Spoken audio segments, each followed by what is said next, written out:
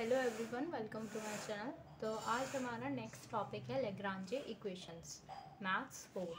देखो अब इसमें क्या दे रखा है लेग्रांजे इक्वेशन की ये फॉर्म है P फिर स्मॉल p है प्लस Q फिर small q is equal to the capital R। ठीक है, तो अब हम क्या लिखते हैं, लेग्रांजे इक्वेशन को हम लिखते हैं इस फॉर्म में dx upon p is equal to dy upon q is equal to dz upon r। ठीक है, यही हमारी लेग्रांजे इक्वेशंस होती है।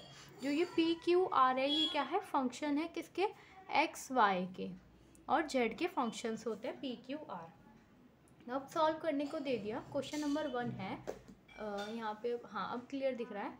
Y Z P minus x Y Q is equal to X Y. आप इसका स्क्रीनशॉट ले सकते हैं लेग्रांजे इक्वेशन का। अब मैं ये वाला क्वेश्चन सॉल्व करके दिखाऊंगी। पहले क्या करेंगे, सबसे पहले क्वेश्चन में जैसे क्वेश्चन दिख रहा है कि पी क्यू की फॉर्म में है, तो समझ लेना कि लेग्रांजे इक्वेशंस है। ठीक है, तो हम लिखेंगे D Z upon P is equal to D Y upon Q D Z upon R. देखो फॉर्म क्या थी कि capital P plus small P into P, तो कैपिटल पी ये हो गया, ये रहा पी, स्मॉल क्यू ये रहा, तो क्यू क्या आया हमारा माइनस का दिस, और आर ये हो गया। तो अब हम पी को यहाँ लिखेंगे इस माइनस एक्स जेड यानी कि क्यू को यहाँ लिख देंगे, और ये जो आर है वो यहाँ लिख देते हैं। ठीक है, तो मैंने लिख दिया डी एक्स, पी क्या है हमारा वाई जेड, डी वाई क्या है हमारा माइनस एक्स जेड, और D Z upon R, R क्या है हमारा एक्स वाई। अब हम क्या करेंगे, हमने तो बना लिया भाई, डी एक्स अपॉन पी हो गया इज इक्वल टू, अब दिख रहा होगा, हाँ, is equal to D Y upon Q और equal to D Z upon R. अब क्या करना, पहले दो इक्वेशन को उठाना, या ये दो इक्वेशन ले लो या दो ये वाली इक्वेशन ले लो, कोई सी भी इक्वेशन ले लो।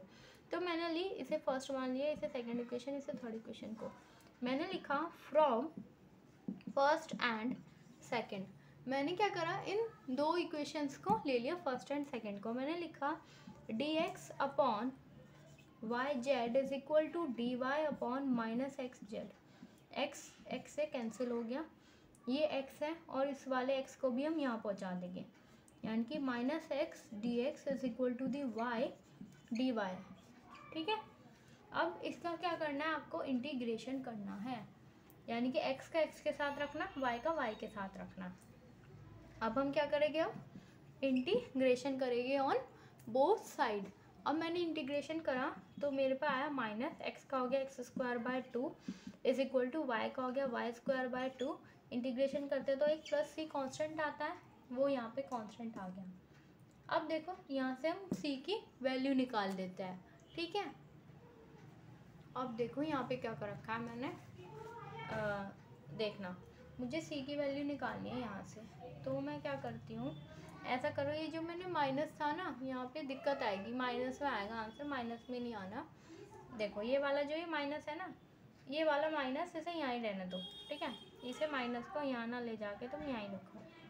ठीक है, अब देखो यहाँ पे करती हूँ मैं, देखो ये माइनस आ गया यहाँ पे, माइनस वाई डी वाई, तो ये जो माइनस है अब इधर आ जाएगा, यहाँ पे 2 भी लिखना क्योंकि कांस्टेंट चल रहा है 2 2 2 करके। मैं यहाँ पे लिख देती हूँ, यहाँ पे स्पेस है काफ़ी, तो ये आएगा हमारा X square by 2 plus Y square by 2 is equal to C by 2। तो ये हो जाएगा X square plus Y square is equal to C, हो जाएगा ना। तो एक हमारी कांस्टेंट यानी कि सी की वैल्यू आ गई दिस। अब हमने फर्स्ट और सेकंड को सॉल्व करा था, अब हम क्या करेंगे, हम लेते हैं सेकंड और थर्ड को। आप इसका स्क्रीनशॉट ले लो वीडियो को पॉज करके, फिर मैं सेकंड और थर्ड इक्वेशन को सॉल्व करके देखते हैं क्या आता है। ठीक है, ठीक है, तो हमने फर्स्ट और सेकंड इक्वेशन को लेके हमारी सी की वैल्यू आई थी। अब हम लेते हैं सेकंड और थर्ड इक्वेशन को। From second and third equation D Z upon X Y. अब हम इसे सॉल्व करेंगे तो एक्स से एक्स कैंसिल हो गया, तो ये आया D Y upon minus Z is equal to D Z upon Y. अब मैं क्या करूँगी, y का y के साथ ले जाऊँगी, z का z के साथ, तो y dy is equal to the minus का जेड डी जेड। अब मैं क्या करूँगी, इंटीग्रेट करते हैं साइड, बोथ साइड इंटीग्रेट करते हैं, इंटीग्रेट ऑन बोथ साइड।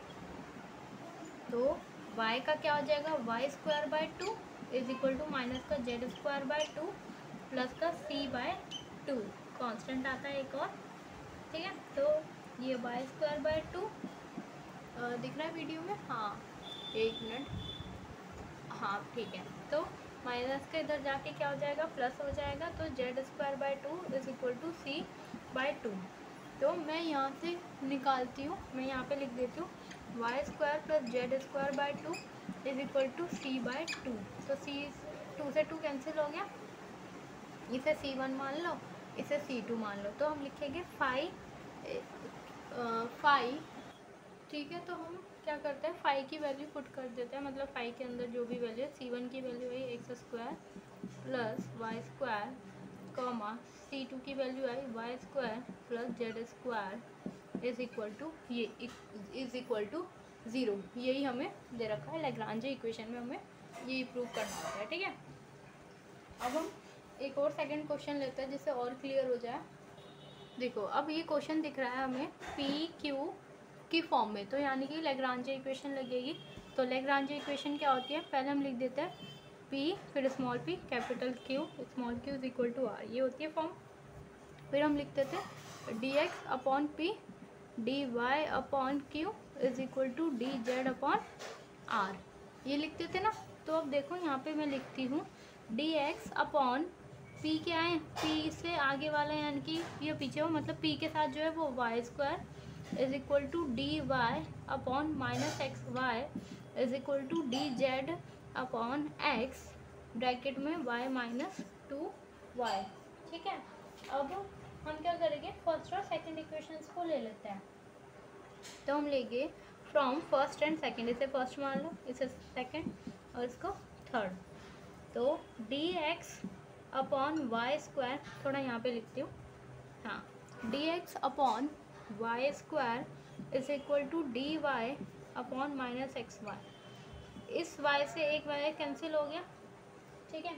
तो यहाँ पर आएगा d x upon y is equal to D Y upon minus x. अब इसमें क्या करना है, x को इधर ले जाओ और y को इधर ले जाओ, तो हमें मिलता है x d x equal to minus y D Y, ठीक है। अब हम क्या करेंगे, इंटीग्रेशन करेंगे, कुछ भी नहीं है, इंटीग्रेट करो। तो हम लिखते हैं यहाँ पे इंटीग्रेशन ऑन बोथ साइड। अब हमने इंटीग्रेशन कर दिया तो आया x square upon 2 is equal to minus y square upon 2 plus C1 upon 2। ये माइनस का उधर जाके क्या हो जाएगा, प्लस।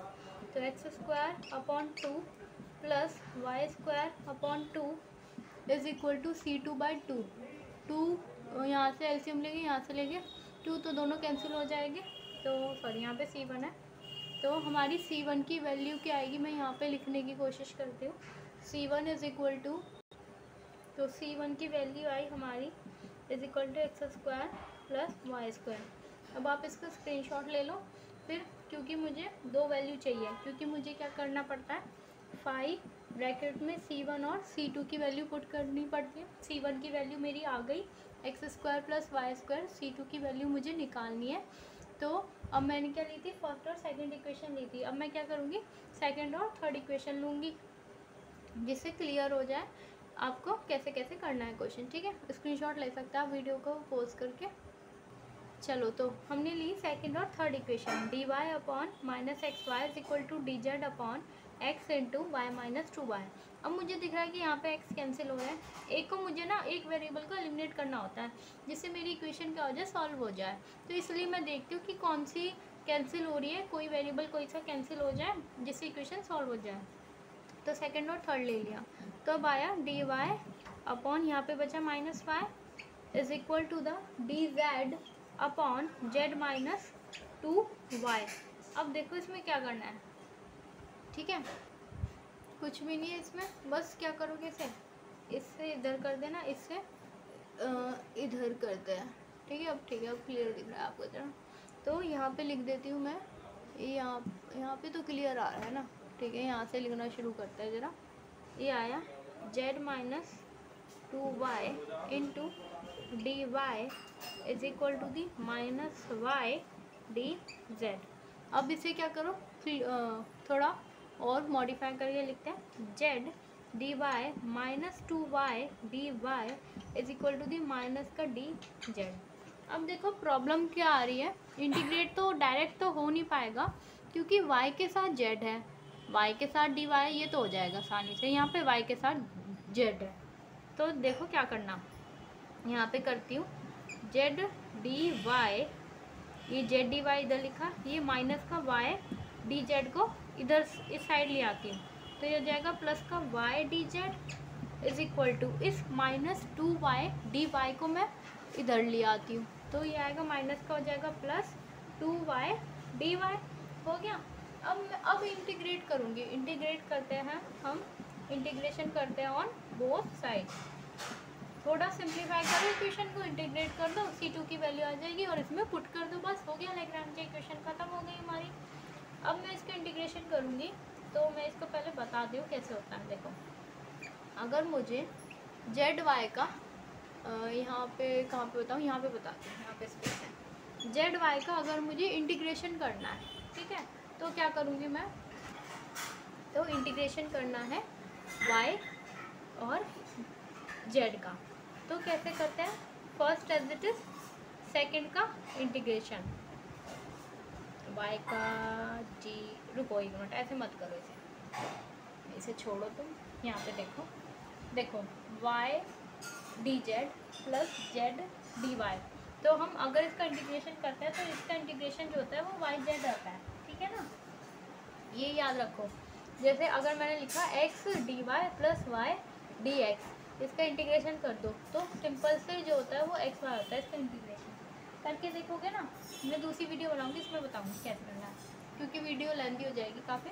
तो इसमें देखो y D y plus y d z का इंटीग्रेशन आ गया वाई जेड, इसे याद रख लो, 2 एज इट इज़, वाई का इंटीग्रेशन वाई स्क्वायर बाय 2, तो ये कट गया 2 से 2, तो दिख रहा है कि वीडियो में, हाँ दिख रहा है, तो मैं अब यहाँ लिख देती हूँ थोड़ा, तो y Z is equal to the y square plus C2, तो वाई जेड माइनस का वाई स्क्वायर, यहाँ पे भी C2 आ जाता, is equal to the C2 की वैल्यू पता चल गई, और C1 की वैल्यू क्या आई थी हमारी, मैं यहाँ पे लिख के दिखा देती हूँ आपको, यहाँ पे सही है, C1 की वैल्यू आई थी हमारी, एक minute, x square plus Y square, ये आ गया हमारा, बस कुछ भी नहीं, अब पुट कर दो 5, C1 यहाँ पे रख दो, C2 यहाँ पे रख दो और इक्वल टू में 0 रख दो, ठीक है। Like share and subscribe my channel. और हाँ, ये क्वेश्चंस जो है 10 मार्क्स में आते हैं लैग्रांज के इक्वेशंस के, ठीक है।